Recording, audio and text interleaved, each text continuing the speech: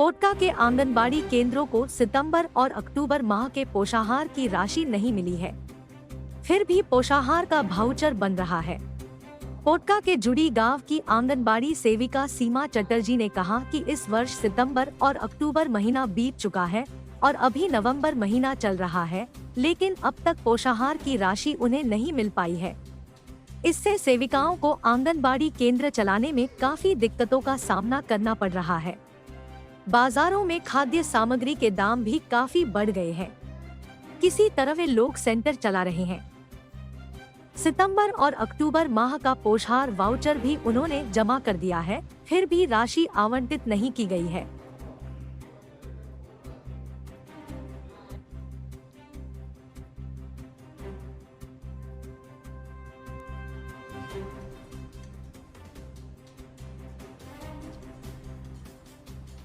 सितंबर और अक्टूबर का पोषाहार का राशि नहीं मिला है। इसमें हम लोग का दिक्कत हो रहा है। अभी नवंबर चल रहा है, इसको चला रहे हैं, तो फिर दिसंबर आएगा तो 4 महीना हो जाएगा, तो यही हम लोग का दिक्कत हो रहा है।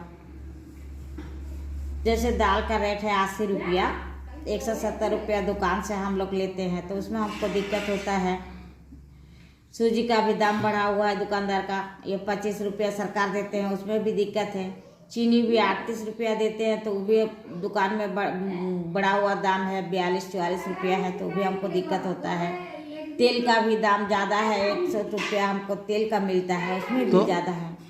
कितना दिक्कत हो रही है आप लोगों को? बहुत दिक्कत हो रहा है। हम लोग को हाथ से बहुत सा पैसा देना पड़ता है, तब जाके हम लोग सामान ला पाते हैं। सरकार अगर विचार विमर्श करे और बाजार का भाव को देखते हुए बाजार के रेट दे, तब सबका सही ढंग से चला पाएगा।